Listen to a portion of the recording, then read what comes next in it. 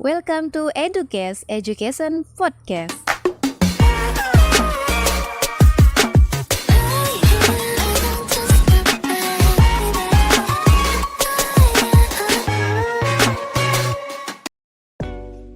Dan hari ini kita kedatangan dua narasumber kita yang sangat luar biasa. Sebelum kita masuk ke materinya, terlebih dahulu lebih baiknya kita kenalan dulu yuk sama pematerinya. Pemateri kita ada dua nih hari ini dan semuanya kece-kece. Kita kenalan dulu ya sama pemateri kita yang pertama.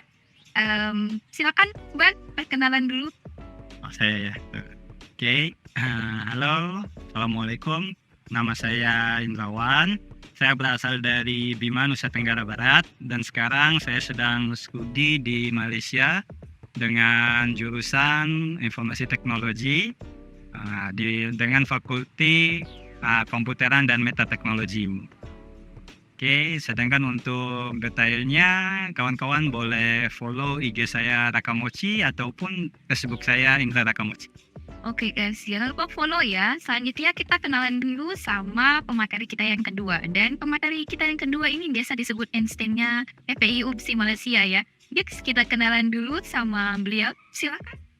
Memang kadang-kadang host itu terlalu melebih-lebihkan. Oke, Kenyataan lo. Oke, saya perkenalkan diri. Perkenalkan, nama saya Hizbullah Al-Mustafa. Saya dari Fakulti Mathematics and Science and Mathematics UPSI dengan program yang saya ambil adalah Master of Education in Physics. Jadi saya belajar pendidikan fisika begitu. Oke, coba itu mungkin ada informasi tentang IG dan mungkin Itu jangan dah. jadi IG-nya private ya guys. IG saya private. Oke. Biar kita mempersingkat waktu, kita langsung saja ya ke pembahasan kita. Jadi yang pertama itu sekarang kan kita lagi hot-hotnya nih, kita lagi membahas tentang ChatGPT. Nah, ChatGPT itu sebenarnya apa sih?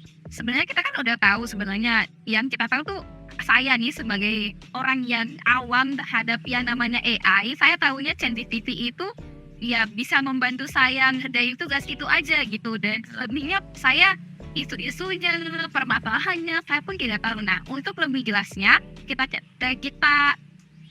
korek informasi seluas-luasnya dari materi kita hari ini. Yang pertama tentunya pertanyaan kita semua, apa sih itu AI? Mungkin bisa dijawab oleh pengantin kita yang pertama. Silakan Bang. Oke, kalau sekarang kita memang di era digital ya, segala sesuatunya pasti berkaitan dengan digital. Dari kehidupan bahkan hampir sudah tidak ada manual. Proses pembayaran pun kita tinggal scan barcode, udah jadi. Bahkan uang tidak kita bawa kemana-mana dalam bentuk fisik ya. Nah, kembali lagi ke AI. Sebenarnya AI itu adalah sebuah sistem yang dibuat untuk mengatasi masalah. AI itu sebuah sistem yang dikembangkan untuk mengembangkan dirinya. Jadi ketika kita ingin seorang teman untuk berbicara, untuk teman untuk curhat, kita berusaha menggunakan AI. Macam ChatGPT bukan hanya untuk mengerjakan tugas. Kau tanya apa saja, dia pasti menjawab. Tapi, ada tapinya, jangan berharap balasan ChatGPT itu layaknya balasan manusia. Karena itu adalah sistem yang di-include-kan, yang dimasukkan database berupa algoritma, sehingga dia akan mempelajari pertanyaan-pertanyaanmu dan akan menjawab sesuai dengan database yang dia punya. Nah, mungkin itu saja. Tadi udah kita dengar ya dari pemateri pertama, mungkin ada dari pemateri kedua. Sekilas tentang AI itu di dalam pandangan beliau itu apa? Silakan. Oke. AI sebenarnya seperti yang sudah dibilang oleh Bang Indra tadi, sebenarnya AI itu adalah suatu sistem atau kita bilang sistem ya Bang Indra, betul sistem ya, kita bilang sistem yang dia itu tadi poin yang bagus sekali, dia bisa mengembangkan dirinya karena dia itu kan termasuk dalam satu yang kita sebut sebagai machine learning. Artinya dia learning, dia belajar, dan dia itu basisnya adalah big data, betul kan? Nah, jadi dia punya base data-data, dia punya data yang sangat besar, yang sebenarnya dia itu ngambilnya dari sana, ngambil dari big data itu dan dia learning. Tidak hanya ngambil dari situ, ketika kita chat dengan dia, ketika misal chat GPT ya, ketika kita chat dengan dia sebenarnya dia belajar. Saya konfirmasi dulu, betul tidak? Betul. Nah, dia itu belajar ketika kita chat dengan dia, kita berikan dia informasi, sebenarnya dia itu menambah banyak si big datanya itu. Cuman di sini kita perlu tahu sedikit, Bang Indra, perbedaan antara dia dengan search engine, dengan Google. Kan kalau kita tahu, kalau yang sering sekali digunakan itu di bidang education ya. Di bidang education itu kita mencari sesuatu biasanya. Dulu traditionally, sekarang kita bilang Google nih traditionally ya.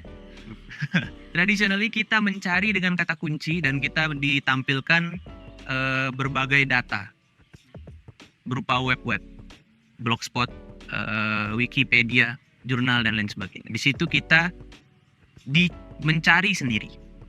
Tapi dengan ChatGPT dia langsung summarize, dia mencarikan kita apa yang kita mau. Nah, itu bedanya dengan search engine. Search engine hanya menyajikan data yang dia miliki dalam big data itu. Hanya menyajikan, kemudian kita yang cari sendiri. Tapi kalau ChatGPT, apa yang ada dalam big data itu, dia kemudian memprosesnya dengan kecerdasan dia. Kan sebenarnya AI ini ada dua suku kata ya. Ada artificial dan intelligent. Artificial adalah buatan, intelligent adalah kecerdasan. Jadi dia itu mencoba mereplikasi kecerdasan manusia. Dia mencoba mengcopy kecerdasan manusia. Bagaimana manusia menyusun suatu argumentasi itu berdasarkan data yang dimiliki di otaknya, seperti itu. Jadi itu gambaran saya sedikit tentang AI. Oke, terima kasih kepada kedua pemateri. Tadi ada beberapa poin yang sangat menarik menurut saya. Hadirnya AI ini kan untuk membantu kita di dalam kehidupan sehari-hari kan. Bahkan mau curhat pun bisa sama AI kan. Nah, apakah saya rasa tuh apakah kegunaan kita atau kemanfaatan kita sebagai manusia itu dapat digantikan oleh AI. Nah, berhubung dengan dengan pertanyaan saya yang tadi itu, untuk lebih jelasnya, sebenarnya apa sih keuntungan ataupun kegunaan dari AI ini dalam kehidupan kita sehari-hari? Terutama mungkin bisa lebih dispesifikasikan ke kehidupan sebagai mahasiswa lah ya, atau mungkin Ajar ya. sebagai seorang Bapak mungkin bisa dari pandangan Bang Indra yang sudah menikah, atau sebagai seorang pekerja, sebagai yang jomblo, promosi Jomblo ya. tidak terkonfirmasi. Oke, kita fokus dulu ya. Apa sih keuntungan kita, keuntungan dari hadirnya AI ini di dalam kehidupan sehari-hari? Mungkin pemateri kedua dulu. Oke, kita bicara keuntungan. Tapi sebenarnya tadi saya sedikit ada terlintas di pikiran saya tadi dikatakan bahwa kita bisa curhat dengan AI gitu kan. Kalau saya sebenarnya bisa kita curhat dengan AI. Tapi AI ini kita harus pahami dulu. Bang Indra tadi bilang dia terbentuk dari algoritma. Nah, algoritma ini sebenarnya dia sifatnya itu sifatnya sintaksis. Algoritma itu kan sintaksis, betul enggak? Dia terdiri dari sintaks gitu kan. Dia sintaksis. Dalam artian dia tidak bisa memproses sesuatu yang semantik seharusnya. Semantik ini saya sering artikan semantik ini sebagai merasa. Dia tidak bisa merasa. Mungkin AI itu bisa, kalau kita bertanya seperti ini, di mana sate Madura yang paling enak di sekitar Mataram gitu misalnya. Dia akan membagikan kita berdasarkan mungkin rating. Tapi kita tidak bisa nanya ke AI seperti ini. Bagaimana rasa sate Madura yang yang enak itu seperti apa? Bagaimana rasanya? Karena dia tidak punya sesuatu yang bersifat sintaksis tadi. Seperti itu. Jadi kalau kita mau curhat, mungkin kalau kita curhat tentang pelajaran kita, misalnya bagaimana cara membuat PPT yang benar, kamu bisa memberikan saya saran atau tidak, mungkin itu dia akan menjawab. dia akan bagikan suatu langkah-langkah. Tapi kalau kita misalnya curhat, saya habis putus gitu, itu kan nggak bisa seperti itu. Kemudian kalau di bidang education gitu, AI ini sebenarnya sangat bisa dibilang sangat membantu dan bisa dibilang juga sebaliknya. Tapi kan kalau ditanya kelebihannya, dia sangat membantu. Dia itu bisa memberikan kita banyak hal sekali. Contohnya kemarin saya ada dapat tugas untuk coding coding untuk Arduino gitu kan. Nah, di sana itu kita tinggal ketik saja, buatkan saya kode untuk Arduino, bagaimana cara membaca sensor cahaya misalnya. Dia akan langsung memberikan kita kode. Jadi instan sekali sebenarnya. Tapi nanti bahayanya saya jelaskan. Boleh dilanjut ya? Oke, lanjut ke pemateri kedua. Silakan, Bang. Iya. Memang semua yang dikatakan oleh mungkin saya sebut Dinda ya. Iya, boleh. Tadi Boleh. Ya, memang ya hampir semuanya benar ya gitu. Sebab memang dalam AI itu tidak memiliki perasaan. Saya akan menjelaskan secara mungkin lebih sederhana lah, karena mungkin kalau kita menjelaskan dalam bahasa ilmiah akan terdengar asing. Iya, betul. Jadi AI itu sebenarnya tidak punya perasaan. Seperti hanya tadi kita bahas tentang curhat ya. AI tidak punya perasaan, hanya saja dia akan mengambil dari data big data yang dia miliki, dia akan mengkalkulasi, dia akan mensummarize dari data-data yang dia punya, dan dia akan memberikan jawaban yang kadang memang tidak sesuai dengan apa yang Tidak sesuai. Ya, Kadang-kadang seperti itu. seperti halnya contoh tadi pertanyaannya, bagaimana rasa sate Madura? Dia mungkin akan menjawab sesuai persepsi orang, Persepsi orang, bukan persepsi dirinya dia. Iya. Jadi mungkin menurut orang, inilah rasa sate Madura, seperti itu. Karena dia tidak akan pernah tahu bagaimana rasanya. Betul. Sedangkan yang kedua, AI itu sebenarnya bukan hanya ChatGPT ya. Ada banyak. Ada banyak, ada ratusan AI yang sudah tercipta sekarang. Bahkan yang mungkin untuk edukasi udah ada co-assist, yang dimana teman-teman yang membutuhkan untuk review jurnal bisa menggunakan AI itu. Iya, langsung bagi summarize ya. Dia bisa memberikan summarize, dia bisa mencari jika kita mengupload sebuah dokumen berupa jurnal, kita tanya metode apa yang digunakan dalam jurnal ini, dia akan langsung menjelaskan bahwa jurnal ini menggunakan metode bla bla bla bla bla secara detail. menarik ya.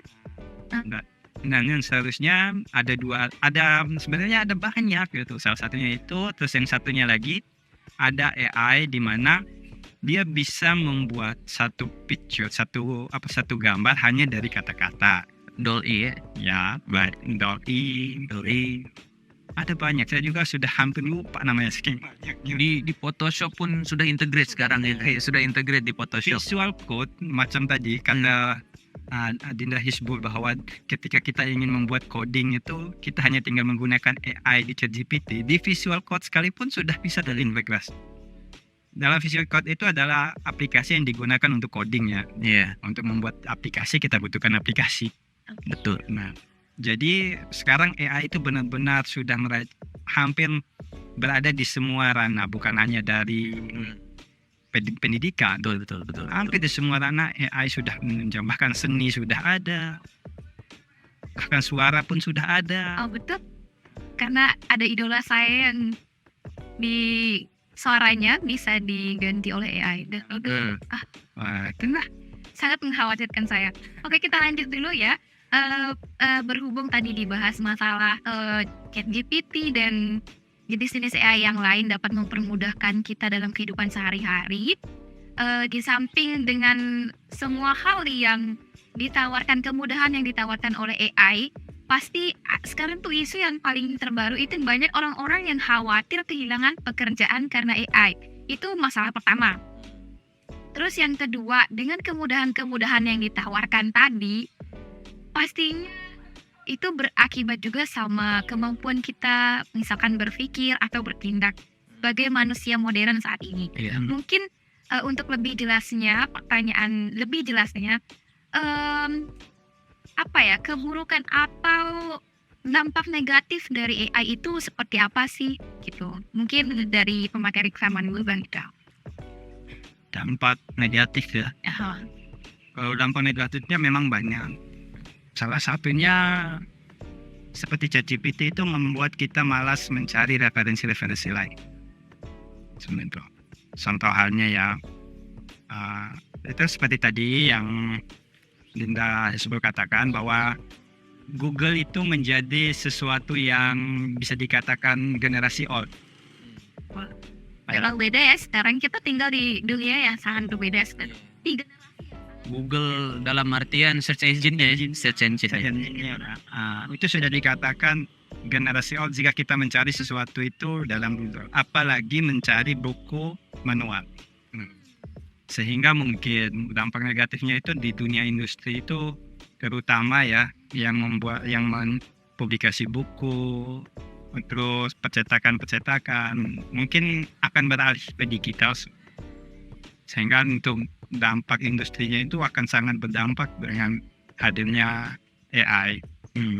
Terus yang sedangkan bahkan di Jepang sekarang hampir setiap rumah makan sudah tidak ada staffnya, sudah tidak ada pegawainya. Mereka semua menggunakan robotik, bahkan mereka semua sudah menggunakan AI, tinggal masuk, touch, bayar, makanan datang dibawakan oleh robot. walaupun kita nggak perlu bawa ya Bang ya, tinggal Bahkan di sana sudah tidak menggunakan scan, mereka di sana sudah menggunakan pengenalan wajah. Face recognition. Face recognition. Jadi ketika membayar itu cukup sistemnya mengenal wajah. Bawa wajah aja. Langsung terintegrasi. Tapi itulah resikonya. Mungkin bisa dicari bahwa ternyata populasi di Jepang semakin menurun. Mungkin itulah salah satu dampak dari majunya teknologi. Bahkan di sana kan untuk pasangan sendiri, untuk seorang istri, mereka lebih memilih boneka dibanding manusia. ya sih emang kalau kita bicara Jepang ya, tapi ya Ya karena memang standar teknologi sekarang itu pasti menuju ke sana. Karena di sana bisa dikatakan sesuatu inovasi tentang teknologi itu bermula dari Jepang. Cina itu hanya negara yang mereplika membuat ulang sesuatu yang telah dibuat. no hate ya guys, entah Cina atau Jepang, ini pandangan kita saja, cara gamblang saja. Kalau kalian setuju, oke. Kalau tidak setuju juga tidak apa-apa. Mungkin dari pemateri kedua. Tadi tentang dampak ya. Dampak tadi saya sudah jelaskan dampak positif apa, dampak negatif kan.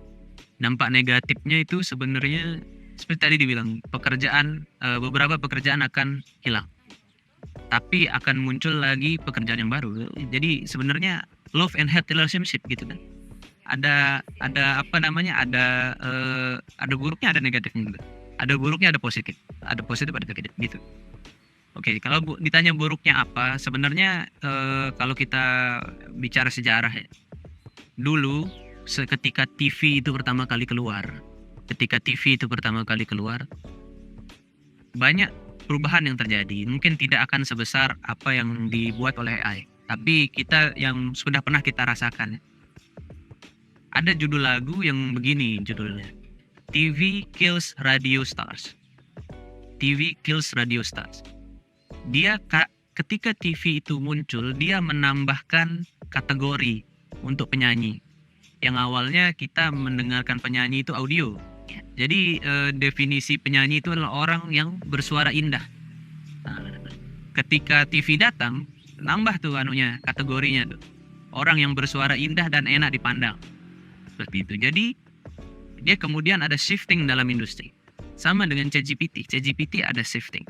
Tapi kalau kita bicara education sekarang, kita bicara pendidikan, banyak yang kemudian takut apakah AI nanti akan menggantikan guru atau tidak.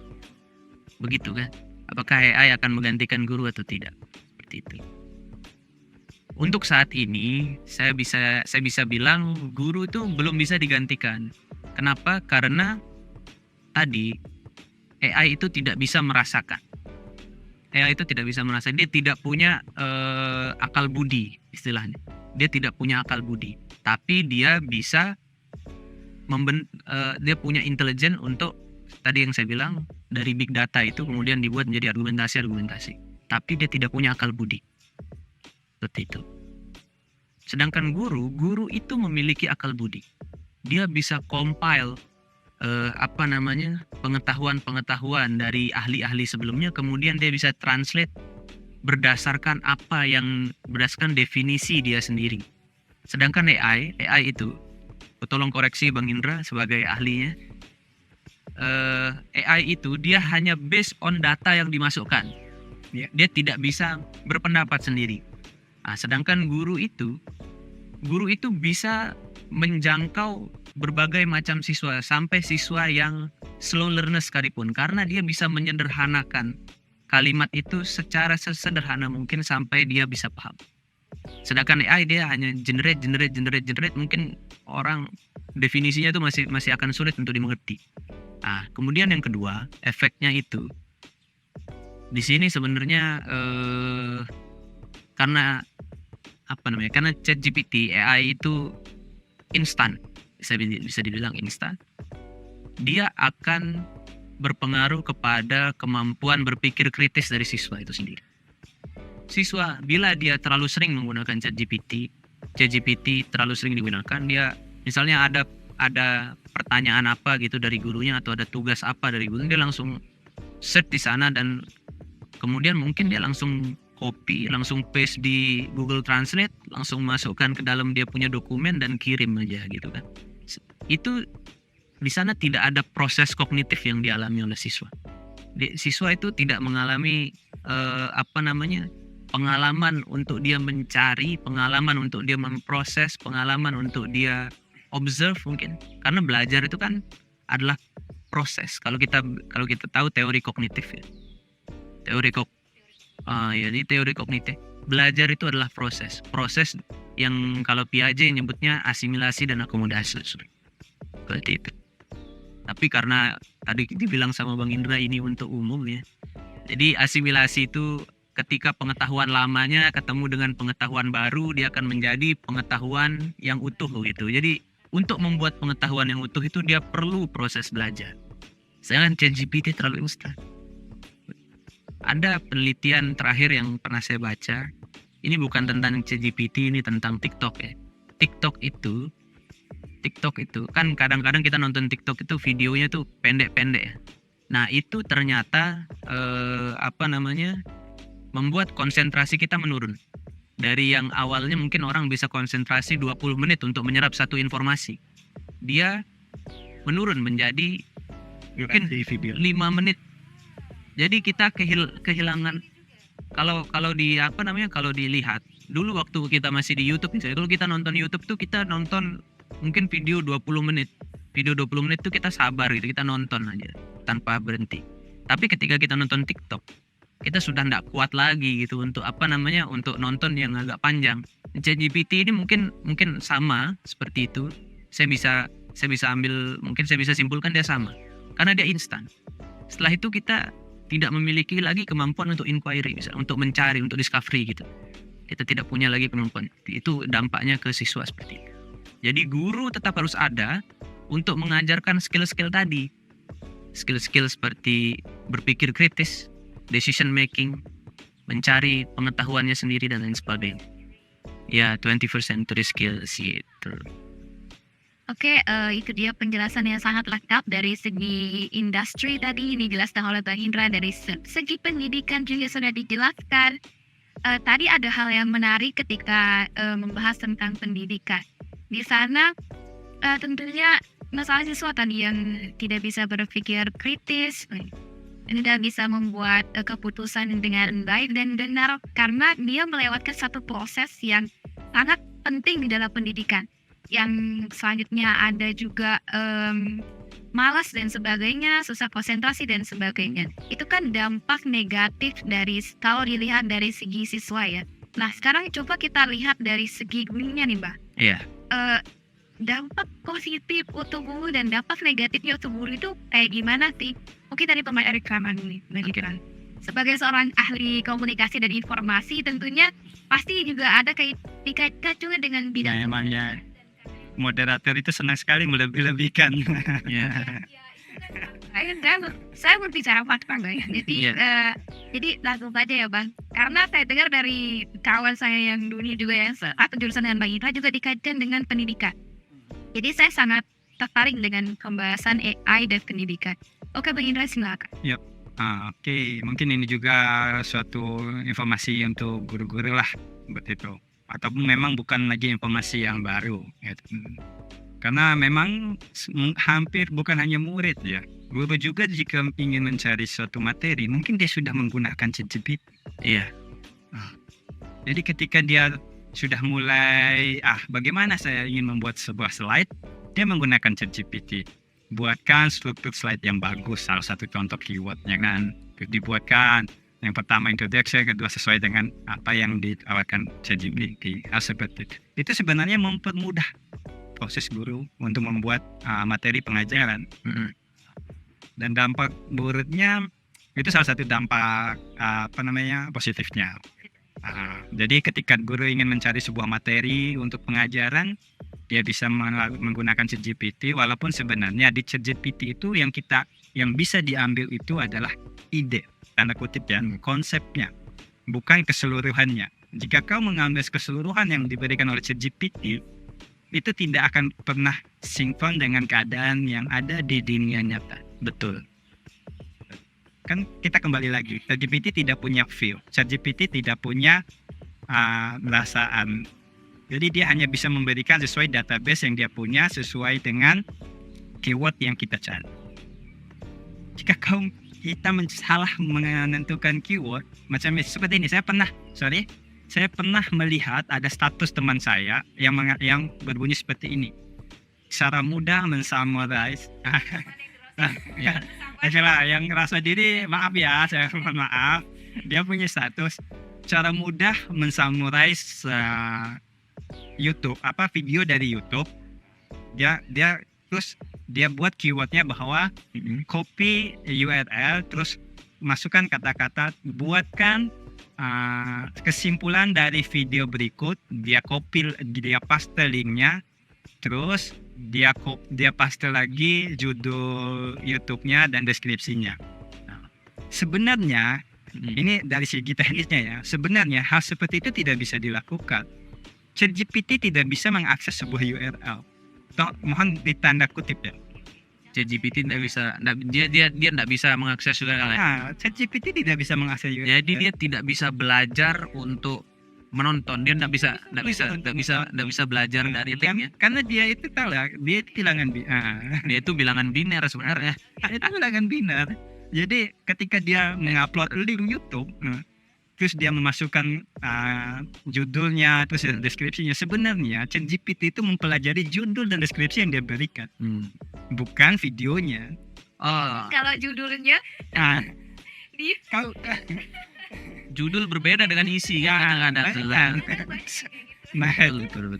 Oke, salah satu contohnya kalian boleh coba, kalian copy linknya saja, langsung kalian bilang, tolong buatkan kesimpulan dari link ini. Saya yakin pasti ChatGPT akan memberitahu bahwa saya tidak bisa mengakses internet menggunakan link ini. Pasti dia akan menanyakan, tolong berikan saya data tambahan mengenai apa yang Anda cari. Salah satu contohnya ya, tadi kan saya bilang AI itu ada macam-macam versi. Satu lagi contoh, ChatGPT dari tadi kita bahas. Kenapa kita? Tapi memang dia besar. Tapi memang yang besar. Segala sesuatu itu mulai dari dia. Yang viral. Konsepnya memang dia. Gitulah. Jadi seperti ini. Salah satunya kita sebagai sebagai pelajar, terutama master ya, pasti kita akan mereview banyak sekali jurnal. Pasti kita akan mereview. Betul. Bahkan kita dikasih waktu 1 minggu untuk mereview 15 jurnal, bayangkan kan? Bukan 15, Ah, puluhan. puluhan jurnal. Nah itulah, kalau kita menggunakan ChatGPT, salah satu contohnya, tolong review jurnal ini. Misalnya kita keyword itu, tolong review jurnal ini, kita upload di Google Drive, kita kasih linknya, dia tidak akan pernah bisa mereview jurnal itu. Anda bisa coba hal seperti itu. Dan mungkin jika memang saya salah dengan kata-kata itu, boleh Anda langsung hubungi saya. Boleh. Iya. Oh iya, bisa hubungin. Lalu PP bisa langsung hubungi PP lalu berikan koreksi bahwa saya salah ya, seperti itu. Karena hal-hal seperti itu, Betul, kami di komen bisa. bahwa saya juga pernah mencoba hal-hal seperti itu, karena saya juga akan mencari apa sih kelemahan ChatGPT seperti itu. Karena memang bukannya itu tugas pembelajaran kami di informasi teknologi bukan hanya mencari keunggulan, tapi juga mencari kelemahan dan kekurangan sistem agar bisa diperbaiki seperti itu. Kis pandangan dari pemateri. Ya. Oke, tadi pertanyaannya lebih ke guru ya? Ya. Lebih ke guru. Saya suka sekali apa yang ini informasi baru yang saya dapatkan dari Bang Indra, kalau ChatGPT itu punya kelemahan ini. Berkaitan dengan referensi juga. Berkaitan dengan referensi, tadi Bang Indra bilang bahwa guru bisa menggunakan ChatGPT ini sebagai salah satu referensi. Dia tinggal cari materi aja gitu, cari materi, dia akan langsung carikan kita comot, jadi suatu PPT untuk kita ajarkan ke siswa gitu kan. Nah, tapi di sini sebenarnya saya juga pernah sekali menguji ChatGPT ini sejauh mana dia bisa membantu kita. Ternyata saya kemudian agak sedikit ketakutan dalam menggunakan ChatGPT karena begini. ChatGPT itu kalau misalnya kita bilang seperti ini, apa pengertian daripada hukum Newton gitu misalnya, apa pengertian daripada hukum Newton, dan berikan referensinya. Kita bilang kan biasanya kan tugas-tugas itu perlu referensi, itu perlu catatan kaki, perlu referensi. Nah, perlu citation dan lain sebagainya. Nah, dia kemudian kasih kita citation. Dia kasih kita judul jurnalnya apa, terus kemudian dia kasih kita penulisnya siapa, dia kasih kita tahun terbitnya berapa, dan bahkan linknya dia kasih. Tapi setelah saya search linknya salah. Saya belum klik linknya, Bang Indra. Saya search dulu titelnya. Saya search dulu titelnya. Setelah itu saya paste di Google. Google pun tidak menemukan itu. Padahal kita tahu bahwa Google itu sebenarnya yang paling paten lah gitu kita bilang kalau untuk mencari sesuatu. Apalagi ini udah spesifik nih, udah ada namanya, udah ada jurnalnya, udah terbit di mana, tahun berapa, itu udah ada. Semua ciri-ciri itu udah ada. Dan kemudian selanjutnya saya klik linknya. Link itu kosong. Link itu kosong. Kemudian Kemudian saya berpikir begini. Sebenarnya ChatGPT ini mungkin untuk memberikan sesuatu yang salah. Karena dia tidak based on reference. Ini jadi pikirnya ya kayak negatif nih ke ChatGPT. Dia jadinya seperti itu kan sebenarnya. Dia tidak based on reference. Seperti itu. Bahkan saya pernah iseng nanya kepada ChatGPT itu seperti ini. Ini pertanyaan ini sebenarnya emang beda kalau otak ilmuwan, guys. Ente selalu mempertanyakan semua hal. Oke, terus sebenarnya agak-agak lucu. Saya nanya dia, apa yang kamu ketahui tentang Tuhan? Dia jawab seperti ini. Aku adalah entitas buatan, dia bilang. Aku adalah entitas buatan manusia. Dia bilang singkatnya seperti itu. Terus kemudian saya tanya seperti ini, bukankah manusia adalah entitas buatan Tuhan? Saya bilang seperti itu kan, saya bilang seperti itu. Lalu apa yang membedakan dirimu dengan manusia? Dia bilang, kalau dari definisi sebelumnya, dia bilang mohon maaf, dia minta maaf sama saya tuh. Dia minta maaf sama saya tuh. Dia minta maaf. Pertanyaan seperti itu dia pasti minta maaf gitu. Dia minta maaf. Secara bahasa mungkin kita merupakan satu entitas, manusia adalah entitas buatan Tuhan, entitas yang dibuat oleh Tuhan menurut sebagian agama gitu dia bilang. Dan ChatGPT adalah entitas buatan manusia gitulah seperti itu. Kemudian saya tanya selanjutnya, manusia apa pandanganmu tentang manusia? Tadi kan saya mencoba atur dia itu supaya dia anggap dirinya itu buatan manusia dan dia entitas buatan, dan saya definisikan juga manusia adalah entitas buatan Tuhan, dan kemudian apakah dia akan mendefinisikan manusia itulah Tuhan bagi dia? Jadi dia kemudian menjawab dengan jawaban yang memang benar-benar tidak memuaskan. Artinya untuk hal-hal yang seperti itu dia tidak bisa. Itulah batasan border paling ujung dari ChatGPT yang saya temukan. Saya sampai berapa pertanyaan tuh saya tanya dia. Itu border terujung yang menurut saya ChatGPT tidak bisa proses. Kemudian terkait dengan referensi tadi. Dia tidak based on reference. Sekarang kemudian contoh saja. Ada seorang mahasiswa yang membuat paper conference-nya. Based on ChatGPT. Mungkin dia tidak pakai citation-nya, tapi dia mencari definisi sesuatu. Kalau ternyata karena kita tahu ChatGPT itu tidak based on reference yang memang kita akui sebagai reference yang benar gitu kan. Dan ternyata dia salah. Itu kan sebenarnya mempengaruhi papernya. Habis itu kan kita akan mungkin kita dituntut atau sebagainya kan karena menulis paper yang salah kan. Tapi setelah itu kita bisa salahkan siapa? ChatGPT. Kita tidak bisa salahkan ChatGPT, kita tidak bisa menuntutnya. Karena ChatGPT itu tidak diregulasi dalam hukum. Dia bukan suatu entitas hidup, entitas yang di bawah payung. Dia tidak merupakan suatu entitas yang berada di payung hukum. Bahkan si pembuatnya pun tentu saja tidak akan bertanggung jawab, karena ChatGPT, jawaban apa yang akan diberikan ChatGPT, pembuatnya pun tidak tahu. Karena ChatGPT diprogram untuk belajar. Seperti itu. Jadi apa yang diberikan oleh ChatGPT itu bukan tanggung jawab daripada pembuatnya. Nah, sekarang problemnya adalah kita itu belum sampai kepada bagaimana kita meregulasi. Oke, selanjutnya jadi otaknya udah mulai berkembang nih sedikit dari pembicaraan yang disampaikan oleh pembahasan yang disampaikan oleh pemateri tadi. Jadi saya enggak gitu, kayak seharusnya ini AI ini digimanakan gitu. Iya. Semestinya dia harus diapakan dan harusnya diatur sedemikian dan diatur Kayak gimana ya?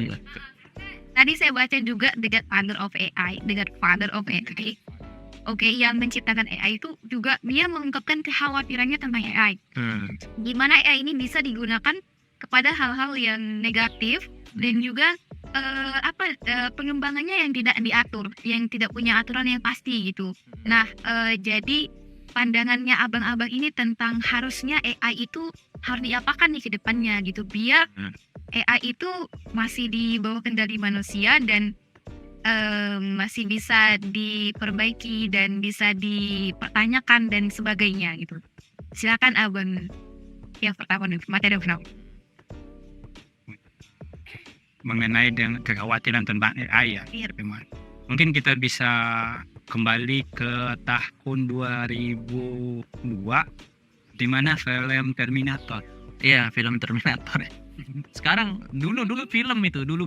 Sekarang seperti ada di depan kita. Kalian Apa yang ada di film Terminator? Saya tahunya film Korea juga. Film itu kayak gimana? Kalian itu sudah membahas tentang AI. Dari 2000 tahun 2002 udah membahas tentang AI, di mana sebuah sistem yang diciptakan untuk mempelajari dirinya, untuk mengembangkan dirinya sendiri, sehingga akhirnya ada Terminator 1, Terminator 2, Terminator 3, sehingga nanti manusia berperang dengan mesin. Itu saking kita dulu mengatakan imajinasinya orang luar itu benar-benar nggak masuk akal. Masa ada sistem yang bisa berkembang sehingga mengajak manusia untuk berperang dengan mesin sih, seperti itu kan. Tapi kekhawatiran itu sekarang sudah mulai nampak. Hanya saja memang pengembang dari ChatGPT ini belum tanda kutip ya, belum menginkludkan bagaimana sistem itu untuk mengakses dunia luar selain dari database yang dia Inggris.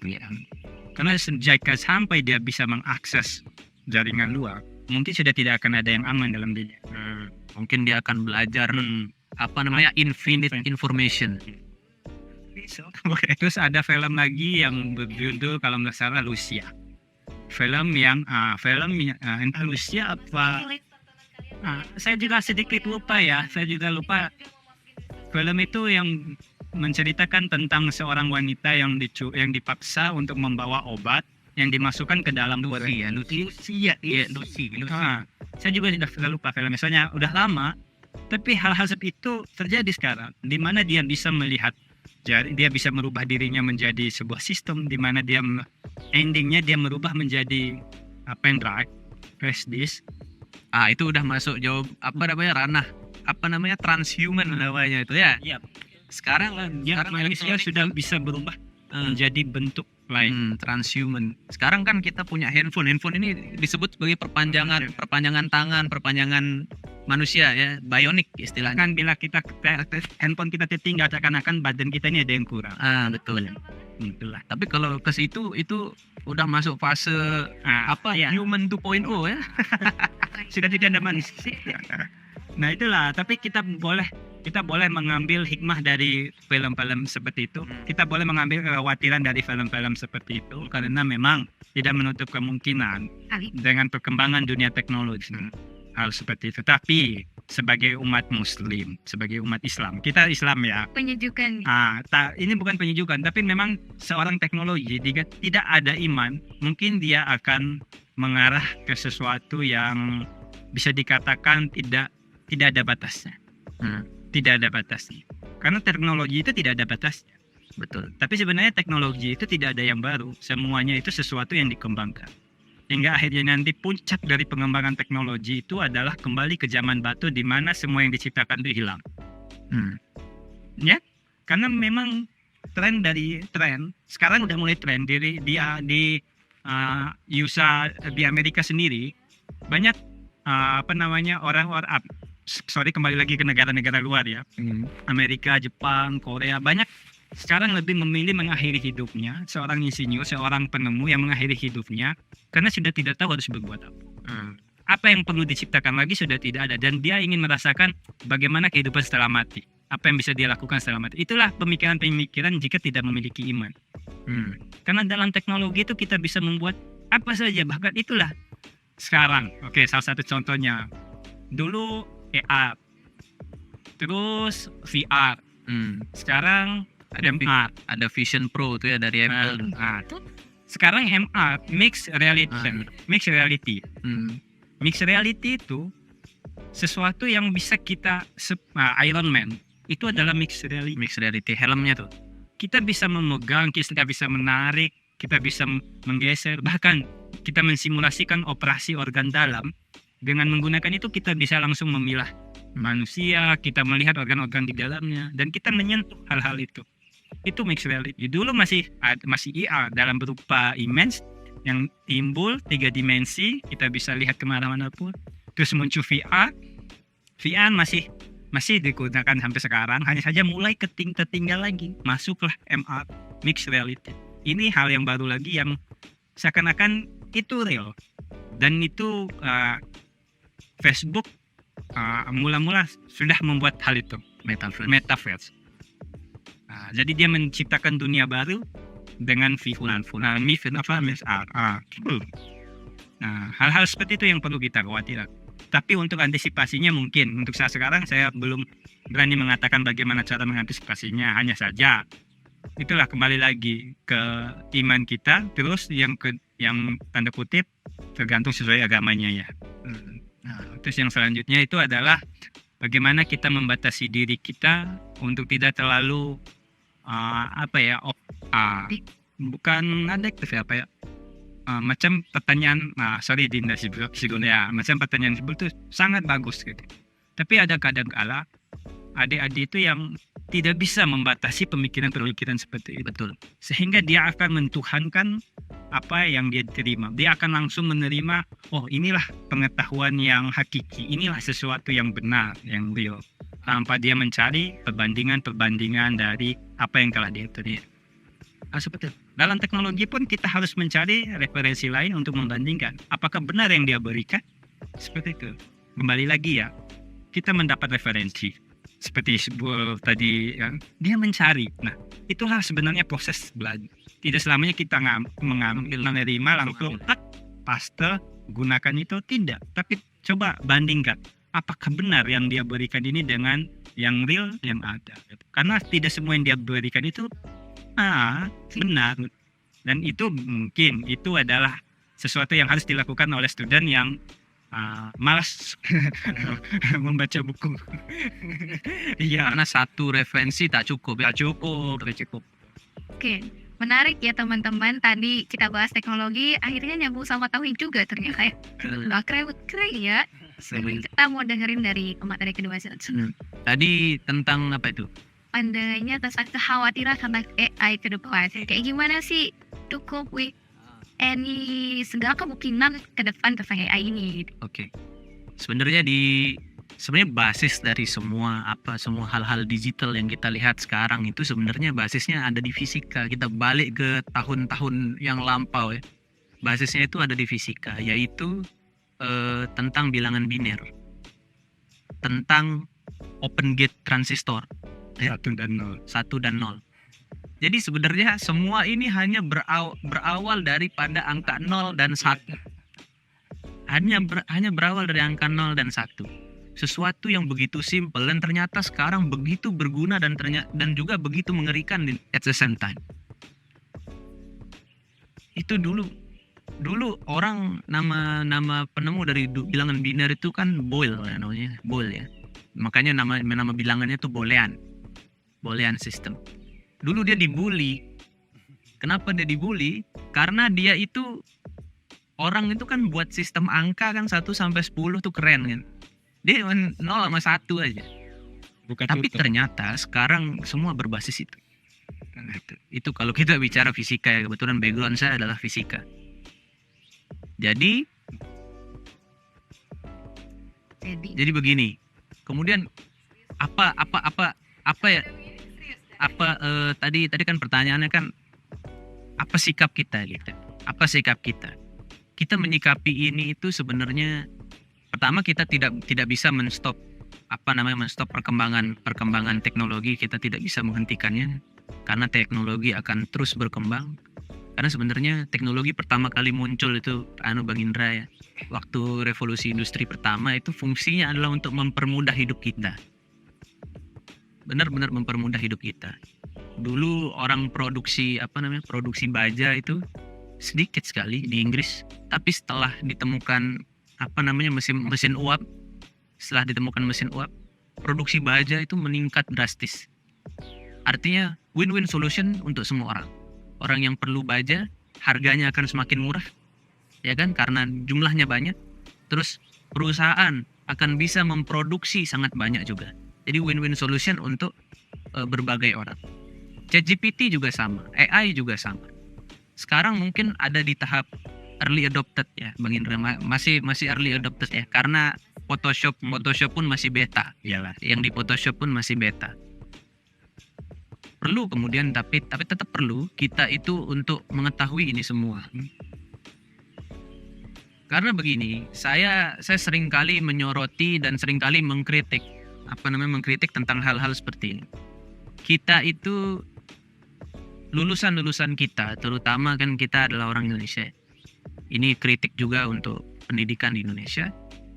Di Indonesia itu ada gap skill antara lulusan sekolah dengan apa yang dibutuhkan industri. Bisa dijelaskan lebih? Ada penjelasan lebih rincinya begini. Ada jurang yang begitu luas, begitu dalam antara lulusan sekolah dengan kebutuhan industri. Itu maksudnya skill dipelajari di sekolah. Betul. Skill yang diajari di sekolah itu ternyata industri tidak butuh-butuh amat. Seperti dulu saya waktu masih sekolah, saya diajarin nulis halus. Ya kan, saya diajarin nulis halus, nulis yang biar rapi gitu. Tapi sekarang kebetulan kalau kita mau masuk dunia kerja sekarang kita sudah tidak melakukan itu. Dan juga pekerjaan apa kira-kira yang nulis halus? Tidak ada kan? Semua pakai komputer. Komputer pun kita bisa ubah font kan gitu. Iya. Menjadi semua mau kita kan. Nah seperti itu gap di sana. Kalau sekolah tidak segera mengadopsi AI. Sekolah tidak mengadopsi AI, kurikulum tidak mengadopsi AI di saat-saat awal, maka nanti lulusannya akan bertempur dengan AI. Iya kan? Anggarannya sangat mengerikan. Sekarang Anda lulus misalnya sebagai seorang cum laude misalnya. Anda lulus sebagai seorang cum laude akuntansi. Ternyata akuntansi udah bisa diotomasi. Ternyata akuntansi sudah bisa rumus yang dihitung. sudah tidak ada rumus yang dihitung. Tidak, akuntansi sudah sudah otomatis semua. Semua otomatis, dan pekerjaan kantoran rata-rata itu sudah mulai otomatis. Jadi perusahaan akan apa yang akan dilakukan perusahaan kira-kira? Tentu saja beli alatnya dan tidak mempekerjakan orang. Lebih menghemat kan? Tadi kekhawatiran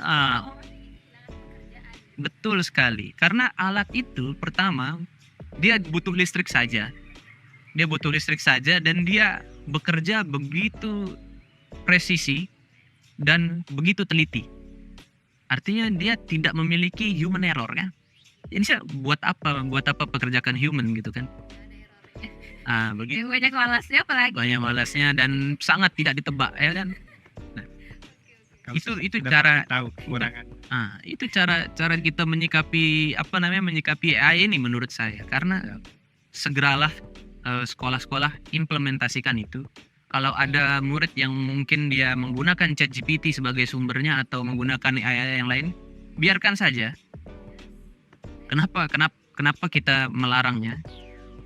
Tapi ajarkan dia skill bagaimana mengkritisi jawaban ChatGPT. ChatGPT tadi seperti yang sudah dijelaskan Bang Indra, saya juga sudah jelaskan.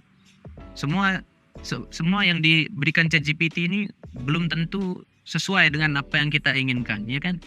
Yang AI lain juga belum tentu sesuai dengan apa yang kita inginkan. Makanya kita harus memiliki kemampuan berpikir kritis. Itu cara menyikapi. Sebab untuk diri kita sendiri kita harus tetap kritis. Terus sumber jangan hanya satu. Sumber jangan hanya AI saja. Cari sumber-sumber tradisional. Buku itu walaupun buku itu terkesan dia sangat tua, tapi dia telah dikurasi berkali-kali. Lebih akurat datanya. Nah, dia telah dikurasi berkali-kali. Dia sudah dinilai oleh banyak orang. Dia ditulis oleh seorang ahli. Seperti itu. Jadi buku tetap akan menjadi referensi Anda. Jurnal juga sama, karena jurnal melalui proses review dan segala macamnya itu juga tetap. Jadikan dia sebagai referensi. Jadi begitulah cara kita menyikapi. Bukan berarti kita harus menolak mentah-mentah seperti itu. Sekolah adopsi itu. Guru juga ajarkan bagaimana menggunakannya. Siswa juga harus tetap tetap berpusat pada curiosity dia. Karena ChatGPT mematikan curiosity sebenarnya. Instan, curiosity. Tetap aktifkan curiosity-mu, tetap menjadi orang yang curious. Karena kalau kita curious, kita akan memicu diri kita untuk terus belajar, untuk terus mendapatkan proses-proses seperti itu. Sehingga kita tidak kalah dengan AI. AI itu tidak berpikir kritis. Begitu. Jadi kayak Itu bedanya kita dengan AI. Oke. Dengar pemateri pertama tadi kayaknya wah khawatir banget gitu kan. Dengar pemateri kedua kayak wah ada harapan nih gitu kan. Nah, oke. Jadi kita saling aja. Check and balance. Betul, sangat seimbang banget. Berhubung ini udah sore dan pembicaraan kita kayaknya terlalu asik ya. Kayaknya nggak cukup deh satu episode ya. Gimana Pak Ketua Divisi? Mungkin kita harus lanjut ke episode 2 kayaknya tentang AI ini. Oke. Perlu. Perlu. Oke. Tadi ada yang terakhir antara teknologi guru dengan murid.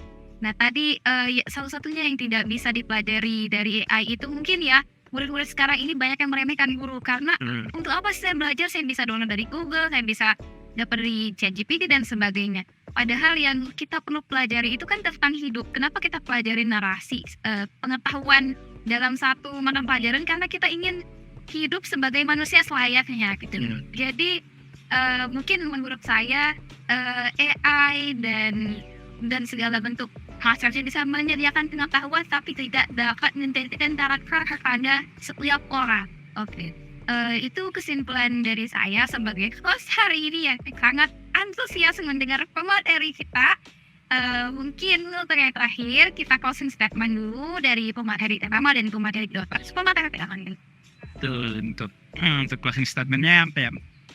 Tetaplah jadi manusia. Iya, karena memang walaupun AI itu sangat membantu, tapi tetaplah menjadi manusia. Karena manusia itu sepatutnya membutuhkan manusia lain, bukan sistem saja. Jika kita hanya membutuhkan sistem, tidak membutuhkan manusia, apa bedanya kau dengan sistem? Apa bedanya kau dengan mesin? Jadi tetaplah jadi manusia yang membutuhkan manusia lainnya. Jadi itu kebanyakan orang sekarang depresi karena curhatnya sama HP. ChatGPT. Kalau dulu tuh ada simi-simi. Kamu tahu simi-simi? Nah, kalau kamu tanya simi-simi, kadang kamu ketawa, kadang kamu kesal, kadang iya. Jawabannya semua mau dia sudah. Itu masih acak-acakan itu. Sekarang kita dengar dari closing statement dari Closing statement dari saya itu adalah, kalau tadi Bang Indra, tetaplah menjadi manusia. Kalau saya, karena saya backgroundnya education ya, tetap belajar berasaskan proses. Jangan termakan oleh hal-hal yang instan. Karena hal-hal yang instan itu, contohnya mie instan aja, itu juga tetap butuh proses ya, tetap direbus dan lain sebagainya gitu. Oke. Tapi kita harus bisa lebih memaknai proses itu. Begitu. Kalau dari saya, ambillah dari ChatGPT tapi proses dulu seperti mie instan, direbus dulu gitu, direbus di otak gitu. Betul. Dulu gitu. Oke. Betul. Mungkin hanya itu dari kami. Terima kasih dan sampai jumpa di episode selanjutnya. Bye bye. Assalamualaikum warahmatullahi wabarakatuh.